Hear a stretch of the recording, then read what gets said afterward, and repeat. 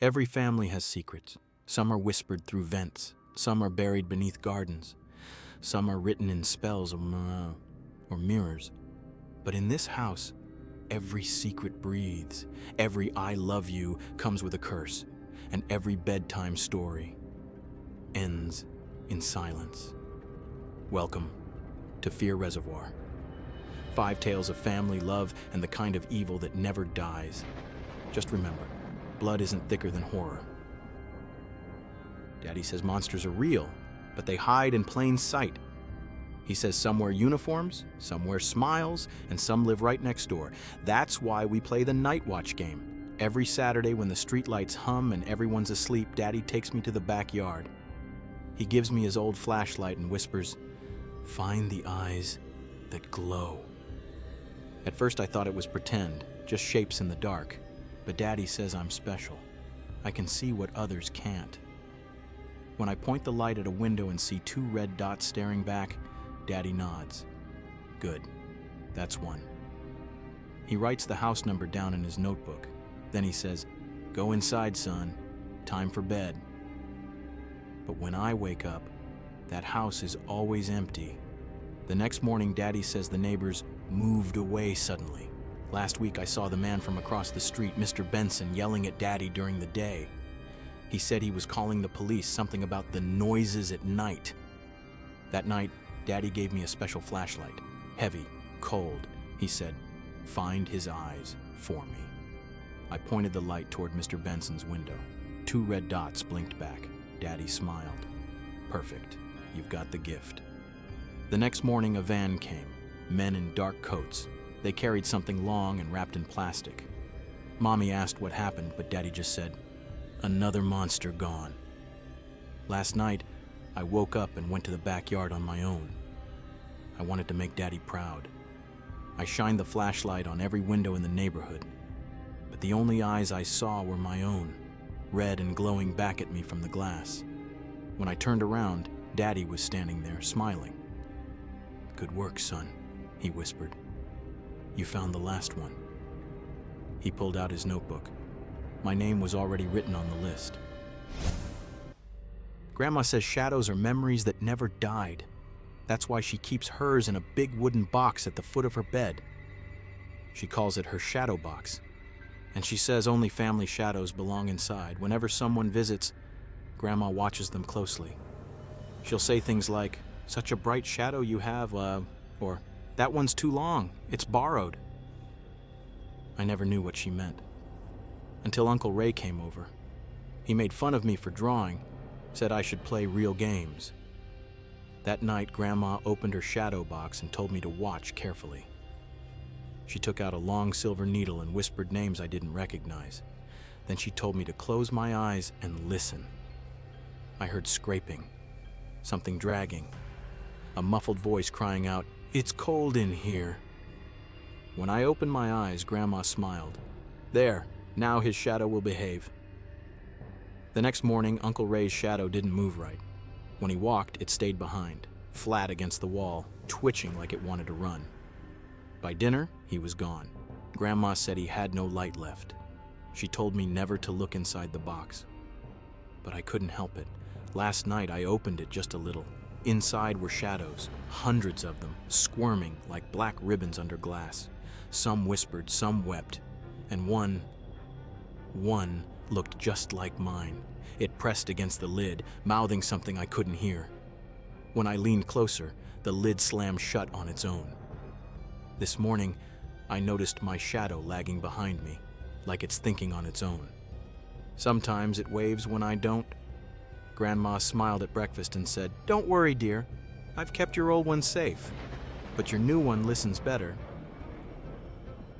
My sister Lily says mirrors tell the truth when no one else will. She's older than me and she knows things, strange things.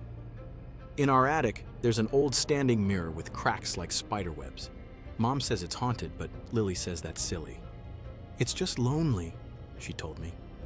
Every night, she makes me stand in front of it with her. We hold hands and whisper the same words. "Show us who you miss." The first time, I saw our reflections smiling back. But then behind them, I saw someone else. A shadow with our faces, but wrong.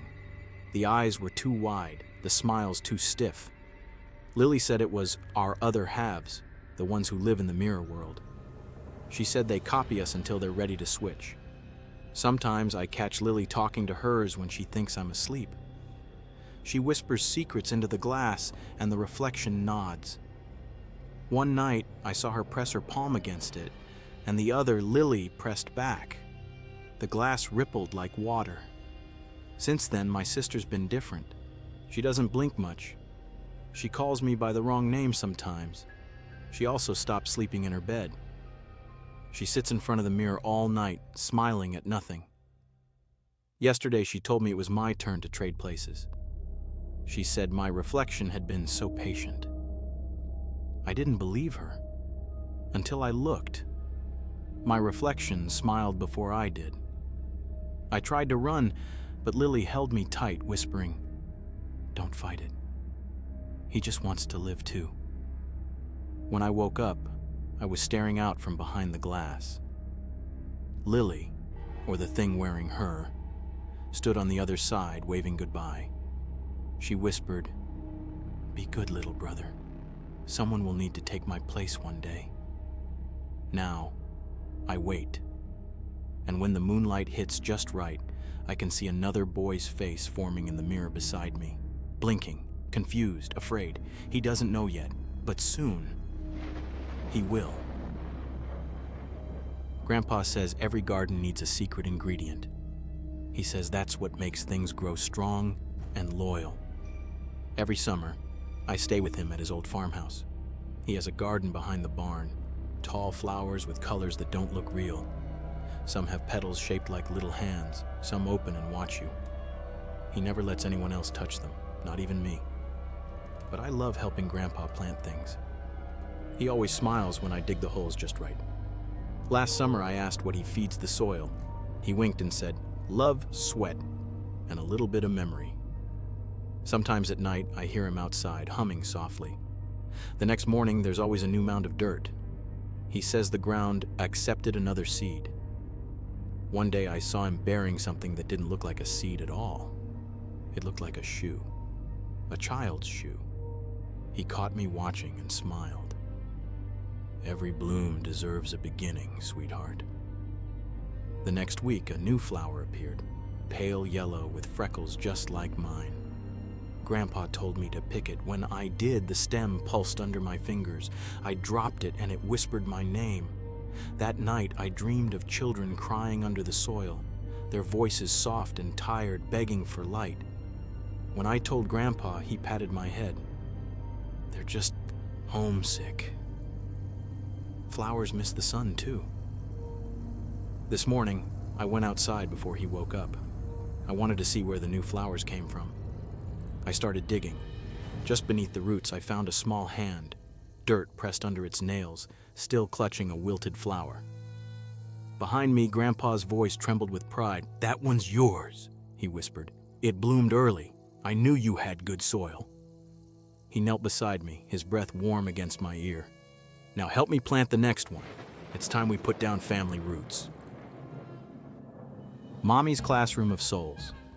Mommy says midnight is the best time for heart work. That's when the moon listens and the walls can't tattle. She wakes me gently, her nails cold on my arm, whispering, "It's time to make someone better." Down in the basement, her long wooden table glows under melted candles. Little bottles line the edges like soldiers, inside them teeth, hair, feathers, buttons. Mommy calls each bottle a person who once made me sad. She calls the whole room her classroom of souls. When someone hurts me, Mommy says I must bring her something of theirs, a pencil, a strand of hair, a paper with their name. She mixes it into a jar, whispers words that sound like thunder underwater, and says, "Now, child, they'll learn their lesson." Last month, I told her about Owen, who mocked my stutter during reading. The next morning, Owen came to school without a voice. His mouth moved, but only air came out. Everyone said it was a throat infection. Mommy laughed softly at dinner, tracing her finger in the mashed potatoes, shaping it into a tiny, screaming face. Then it was Mrs. Lowell, my English teacher. She tore my poem in half in front of everyone, said it didn't make sense, said kids like me should try something easier. I cried until my throat hurt. When Mommy found me, she cupped my face. "No tears, sweetheart. Words are powerful. We'll write her a better ending." That night, the air grew thick and heavy from all the candles. I brought the only thing I had, a paper Mrs. Lowell graded, my name circled in red over and over. Mommy smiled like it tasted sweet. She mixed the paper with crushed berries, black feathers, and something that smelled like burned sugar. Then she spoke in a voice that didn't sound like her at all, deep, echoing, like a dozen mouths whispering the same curse. The ink slid off the paper and curled into words on the table. The letters twisted until they spelled sorry. The next day, Mrs. Lowell didn't come to class. The principal said she was recovering from a breakdown, but the kids whispered she'd been found in the woods behind the school, writing sorry into the dirt with her fingers until her nails came off. Mommy just smiled. Good. Words should cut both ways. But lately, the jars whisper at night. If I press my ear to them, I can hear my own name. Last night, I saw one with my handwriting inside. My unfinished poem floated in black water. I asked Mommy why she had it. She smiled. Because everyone slips up eventually, even good children. Then she kissed my forehead. It's time for you to help with a new spell. No one will ever mark your words in red again. When she turned away, her reflection in the candlelight warped. Eyes too large, smile too wide, shadows where her mouth should be. I realized then, the spells don't make people better. They make them disappear. Tonight, Mommy said every witch needs an apprentice. She took me past the jars and the candles to a trap door I'd never seen before. It smelled like rain, dust, and flowers rotting in a graveyard. "Down there," she whispered, "is the classroom below. That's where the souls go when they're ready to learn their lesson." The stairs creaked like they were breathing. The air got colder with each step until my breath floated like ghosts. At the bottom was a hallway lined with mirrors, but the mirrors didn't show me. They showed them. Mrs. Lowell, pale, eyes wide, still tracing invisible letters. "Oh," over and over. When she saw me, she whispered, "Finish it. Please, finish it." Owen was there too, clutching his throat, trying to speak but making bubbles instead. Behind the glass, the souls twitched like broken records, replaying the last thing they'd ever said to me. Mommy said they weren't trapped. They were studying. Every cruel word they gave you, they must now hear for eternity. They become poems that never end. Then I saw it. An empty mirror, clean and waiting. Above it, carved into the frame, were my initials. I stepped back. "Why is my name there?" Mommy laughed softly. The sound rattled the candles. "Because even poets must learn their lessons. Every spell needs a reflection, my darling." Her hand, cold and smelling of rain-soaked dirt, rested on my shoulder. "You think the magic only cleans them? No. Every time I cast a spell, a piece of you goes with it. That's why you're so tired. Why your voice fades." My chest went heavy. I tried to speak, but my words came out like smoke. In the mirror, my reflection lagged, smiling when I wasn't. Mommy leaned close, eyes dark and endless. "Don't worry, my poet.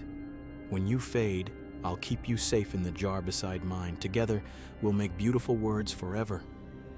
She lifted her spellbook. A new page glistened wet with ink.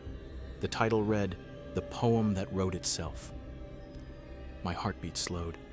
My breath pulled into the air like it was being written away. In the mirror, my mouth moved though I was silent, reciting lines from my torn-up poem. But now, every word dripped red. One by one, the candles went out. Behind me, Mommy whispered, "Don't be afraid, little poet. You're not disappearing. You're becoming part of the story. And somewhere in the dark, the jars began to hum, not screaming, singing, all of them chanting one word over and over, "Mommy,